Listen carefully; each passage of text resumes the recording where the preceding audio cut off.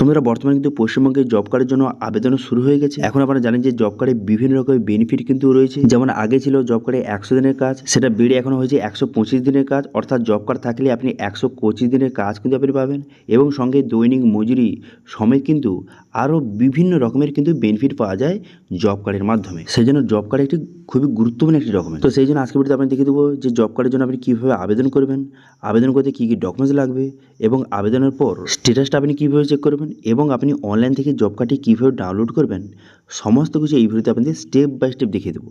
আবেদন পদ্ধতি, status check করার পদ্ধতি এবং সঙ্গে জব কার্ডটি ডাউনলোড করার পদ্ধতি আপনাদের স্টেপ বাই স্টেপ দেখিয়ে দিচ্ছি।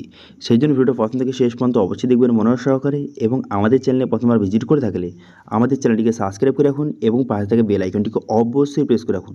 তো চলুন আজকে ভিডিওটা শুরু করা যাক। তো সর্বপ্রথম দেখিয়ে দিই যে জব কার্ডটা আপনি আবেদনটা কীভাবে করবেন। সেই জন্য কিন্তু এই যে ফর্মটা দেখতে পাচ্ছেন, যে জব কার্ড আবেদনপত্র, এই ফর্মটা কিন্তু আপনাকে ফিল আপটা করতে হবে। ফর্মটা কোথায় পাবেন? ফর্মটা লিঙ্ক কিন্তু ভিডিও ডেসক্রিপশনে আমি প্রোভাইড করে দিয়েছি, সেখান থেকে গিয়ে কিন্তু ফর্মটা আপনি ডাউনলোড করতে পারেন। তারপরে ফিল আপটা কীভাবে করবেন? প্রথম ব্লক, এখানে ব্লকের নামটা বসিয়ে দেবেন। ব্লকের নামটা বসিয়ে দেওয়ার পর তারপরে বিষয়, এখানে দেখতে পাচ্ছেন লেখা রয়েছে যে জব কার্ডের জন্য আবেদনপত্র। এরপর এখানে বলা হচ্ছে যে মহাশয় আমি, তারপরে এখানে আপনার নামটা লিখে দেবেন। দেখুন এখানে কার নামটা লিখবেন? যে বর্তমানে পরিবারের হেড রয়েছে তার নামটা কিন্তু লিখতে পারেন। তবে একটা খেয়াল রাখবেন, শুধু পরিবারের হেড যে তার নাম লিখে দেবেন এরকম নয়, সেই জন্য কাজ করতে পারে এরকম কাউকে হেডটা রাখবেন। কারণ হচ্ছে জব কার্ডটা একটি কাজের জন্য, সেই জন্য কিন্তু এমন একজনই হেড রাখবেন যে কাজ করতে ভালো পারে, এরকম কোনো একটি প্রাপ্তবয়স্ক মানুষকে রাখবেন। ঠিক আছে? তারপরে আপনার নামটা লিখে দেওয়ার পর তারপরে পিতা অথবা স্বামীদের ঠিক চিহ্ন মারবেন। যদি মহিলা আবেদনকারী হয়ে থাকে সেক্ষেত্রে স্বামীদের ঠিক চিহ্ন মেরে তার স্বামীর নামটা বসিয়ে দেবেন। এবার যদি পুরুষ আবেদন করছে সেক্ষেত্রে পিতাদের ঠিক চিহ্ন মেরে আপনার বাবার নামটা এখানে সঠিকভাবে লিখে দেবেন। লিখে দেওয়ার পর তারপরে এখানে কমা দিয়ে এখানে দেখতে পাচ্ছেন এখানে লেখা রয়েছে যে গ্রাম পঞ্চায়েত। এখানে আপনার গ্রাম পঞ্চায়েতের নামটা সঠিকভাবে দিয়ে লিখতে হবে। ঠিক আছে? সবগুলো বড় হাতের অক্ষরে সঠিকভাবে লিখে দেবেন। এবার এখানে দুটি পয়েন্ট বলা হয়েছে। একটি হচ্ছে যে আমার পরিবারে কোনো জব কার্ড নেই।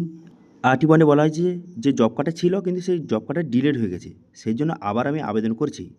এবার আপনার ক্ষেত্রে যেটা প্রযোজ্য সেটাতে ঠিক চিহ্ন মারবেন এবং অন্যটাকে ক্রস চিহ্ন মেরে দেবেন। দেখতে পাচ্ছেন এইভাবে কিন্তু ক্রস চিহ্ন মেরে দেবেন। এরপর আপনি কী করবেন? এখানে তারিখটা লিখে দেবেন। যেই তারিখে আপনি ফর্মটা জমা করবেন সেই তারিখটা এখানে লিখে দেবেন। তারপর কিন্তু আবেদনকারী স্বাক্ষর, যাকে আপনি যে আবেদন করেছে যে আবেদনকারী তার সিগনেচার এখানে করতে হবে এবং তার পুরো নামটা দেখতে পাচ্ছেন এখানে সম্পূর্ণভাবে পুরো নামটা বড় হাতের অক্ষরে লিখে দেবেন। ঠিক আছে?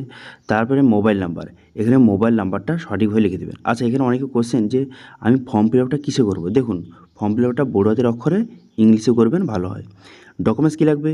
ভোটার কার্ড, আধার কার্ড এবং সঙ্গে ব্যাংকের পাসবুক এবং জাতিগত শংসাপত্র, অর্থাৎ যে এসসি এসটি ওবিসি সার্টিফিকেট থেকে থাকে সেটা অ্যাটাচ করতে হবে।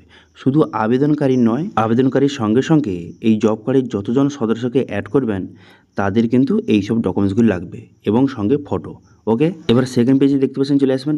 সেকেন্ড পেজে চলে আসার পর এখানে বলা হয়েছে যে পারিবারিক তথ্য সংগ্রহের ফর্ম, এটা আপনাকে ফিল আপ করতে হবে। এখানে বলা হয়েছে যে আবেদনকারীর নাম, এখানে কিন্তু যে আবেদনকারী তার নামটা সঠিকভাবে লিখে দেবেন। ঠিক আছে? লিখে দেওয়ার পর পিতাদের ঠিক চিহ্ন মারবেন, মেরে দেওয়ার পর আপনার বাবার নামটা লিখে দেবেন। লিখে দেওয়ার পর পরিবারের যে হেড রয়েছে তার নামটা এখানে লিখে দেবেন সঠিকভাবে। লিখে দেওয়ার পর তারপর কী করবেন? তারপর বর্তমান ঠিকানা এখন বর্তমানে কোন ঠিকানায় আপনি বসবাস করেন সেই ঠিকানাটা সঠিকভাবে কিন্তু লিখতে হবে। ঠিক আছে? সেই জন্য কিন্তু পুরো অ্যাড্রেসটা সঠিকভাবে কিন্তু লিখে দেবেন, বর্তমান যে ঠিকানাটা। লিখে দেওয়ার পর এরপর গ্রাম, এখানে গ্রামের নামটা লিখে দেবেন। লিখে দেওয়ার পর মৌজা, এখানে মৌজার নামটা সঠিকভাবে কিন্তু লিখতে হবে। ঠিক আছে? তো একে একে বসিয়ে দেবেন। গ্রামের নাম লিখবেন, মৌজার নাম লিখবেন। তারপরে সংসদ, এখানে সংসদ নাম্বারটা সঠিকভাবে লিখে দেবেন। লিখে দেওয়ার পর তারপর আপনি কী করবেন? গ্রাম পঞ্চায়েত, এখানে গ্রাম পঞ্চায়েতের নামটা লিখে দেবেন। লিখে দেওয়ার পর ব্লক, এখানে ব্লকের নামটা সঠিকভাবে কিন্তু আপনাকে লিখতে হবে। ঠিক আছে? তো একে একে এইভাবে লিখে দেবেন যে গ্রাম পঞ্চায়েত, তারপরে ব্লক, তারপরে জেলার নামটা লিখে দেবেন। লিখে দেওয়ার পর পিনকোড, এখানে পিনকোডটা সঠিকভাবে লিখে দেবেন। ঠিক আছে? হয়ে গেল। এরপরে কিন্তু পরিবারের যে সদস্যর ডিটেলস কিন্তু এবার আপনাকে বসাতে হবে। ঠিক আছে? এই জন্য আপনি কী করবেন? সেই জন্য দেখতে পাচ্ছেন এখানে প্রথম বলা হয়েছে যে পরিবারের সদস্যের নাম, প্রথম কিন্তু পরিবারের সদস্যের নাম আপনাকে বসাতে হবে। এবার প্রথম আপনি কাকে রাখবেন? প্রথম হচ্ছে যে আবেদন করছে তার নামটা রাখবেন, ঠিক আছে। তো সেই জন্য আবেদনকারীর নামটা প্রথম রাখবেন, রাখার পর তারপরে কী করবেন, এখানে জন্ম তারিখ, তার ডেট অফ বার্থ সঠিক বসিয়ে দেবেন, বসিয়ে দেওয়ার পর জেন্ডার, মেল না ফিমেল সেটা বসিয়ে দেবেন, বসিয়ে দেওয়ার পর যে caste SC ST OBC caste সেটা লিখে দেবেন, লিখে দেওয়ার পর ভোটার কার্ডের নাম্বার, তারপরে আধার কার্ডের নাম্বার এবং আধার কার্ডের সঙ্গে যেই মোবাইল নাম্বার লিঙ্ক রয়েছে সেই মোবাইল নাম্বার লিখে দেবেন। লিখে দেওয়ার পর এবার ব্যাংকের তথ্যের জায়গায় আপনি ব্যাংকের নাম, IFSC কোড এবং অ্যাকাউন্ট নাম্বারটা ছোটো ছোটো করে লিখে দেবেন।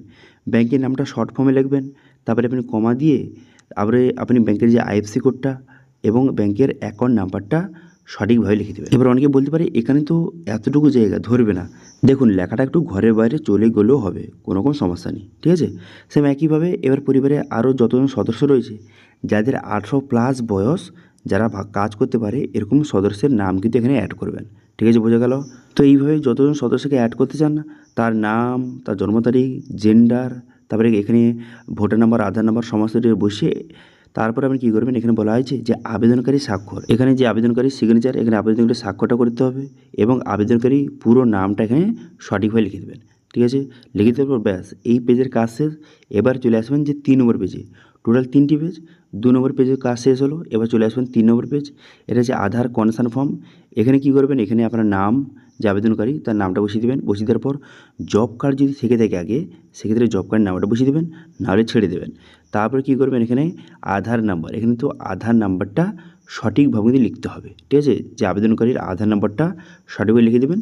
লিখে দেওয়ার পর তারপর আপনি কী করবেন, তারপরে কিন্তু এখানে ডেট, যেই তারিখে আপনি ফর্মটা জমা করবেন সেই ডেটটা এখানে সঠিকভাবে লিখে দেবেন। লিখে দেওয়ার পর পুনরায় কিন্তু যে আবেদন করছে আবেদনকারীর সিগনেচারটা এখানে করে দেবেন, ঠিক আছে। যে আবেদন করছে আবেদনকারীর সিগনেচার করবেন এবং আবেদনকারীর পুরো নামটা এখানে সঠিকভাবে লিখে দেবেন, ঠিক আছে। নামটা লিখে দেওয়ার পর ব্যাস হয়ে গেল। এবার এটা ইংলিশে রয়েছে এবং এটা বাংলায় রয়েছে, এবার যে কোনো একটা ফিল আপ করবেন, ব্যাস। তারপরে এই ফর্মের সঙ্গে সমস্ত ডকুমেন্ট, যে ডকুমেন্টসকে বললাম যে আধার কার্ড, ভোটার কার্ড, তারপরে ব্যাংক পাসবুক, জাতিগত শংসাপত্র, সমস্ত ডকুমেন্টস কিন্তু এর সঙ্গে অ্যাটাচ করতে হবে। শুধুমাত্র আবেদনকারীর নয়, আমি বারবার বলে দিচ্ছি, শুধুমাত্র আবেদনকারীর নয়, আবেদনকারীর সঙ্গে সঙ্গে যতজন সদস্যকে আপনি অ্যাড করেছেন তাদেরও কিন্তু এই সমস্ত ডকুমেন্টস লাগবে এবং সবার 1 কপি বা 2 কপি ফটো আপনি নিয়ে যাবেন। এবার মেন কথা হলো কোথায় আপনি জমা করবেন। দেখুন বর্তমানে যে BDO অফিস অথবা পঞ্চায়েত অফিসে কিন্তু জমা নেওয়া হচ্ছে এই যে ফর্মগুলি, ক্যাম্পে জমা নেওয়া হয়েছিল কিন্তু ক্যাম্পটা শেষ হয়ে যাওয়ার পর এখন বর্তমানে BDO অফিস এবং পঞ্চায়েত অফিসে এই ফর্মটা কিন্তু জমা নেওয়া হচ্ছে, সেখানে আপনি ফর্মটা জমা করে দেবেন। এবার জমা হয়ে যাওয়ার পর তারপরে মোটামুটি ধরে রাখতে পারেন ওই 15 থেকে 20 দিনের মধ্যে আপনার ভেরিফিকেশান হয়ে যাবে এবং আপনার নামটা লিস্টে তুলে দেওয়া হবে।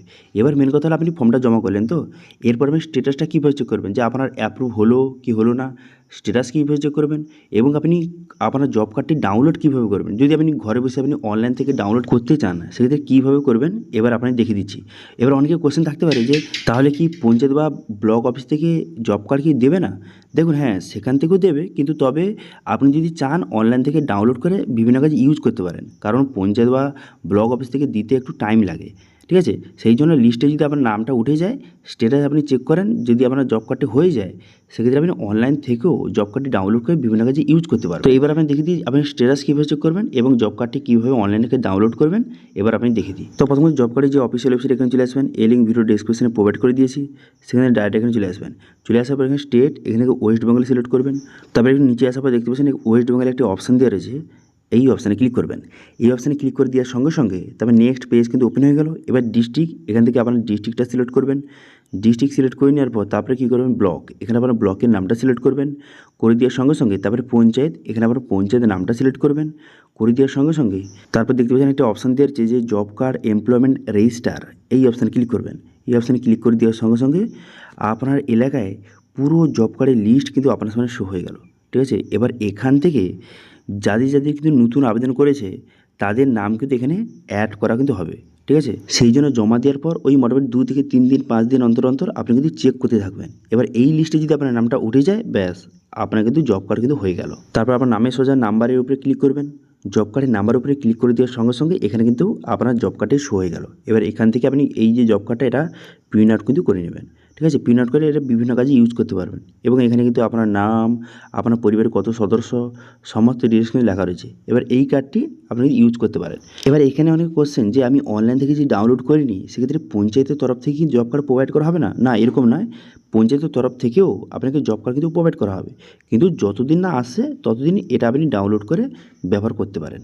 ঠিক আছে, আশা করি বুঝতে পারছেন যে বর্তমানে নতুন জব কার্ডের জন্য আপনি কীভাবে আবেদন করবেন, আবেদন করতে কী কী ডকুমেন্টস লাগবে, কোথায় জমা করবেন, কীভাবে স্ট্যাটাস চেক করবেন বা লিস্টে নাম উঠেছে এখানে কীভাবে চেক করবেন, এবং কীভাবে অনলাইন থেকে জব কার্ডটি ডাউনলোড করবেন, সমস্ত কিছু স্টেপ বাই স্টেপ দেখিয়ে দিলাম।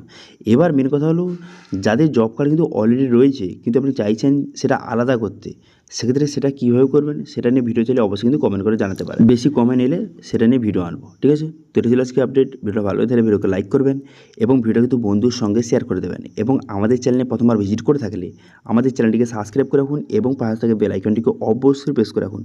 আজকে ভিডিওটা এই পর্যন্ত, দেখা হচ্ছে নেক্সট ভিডিওতে। Thank you.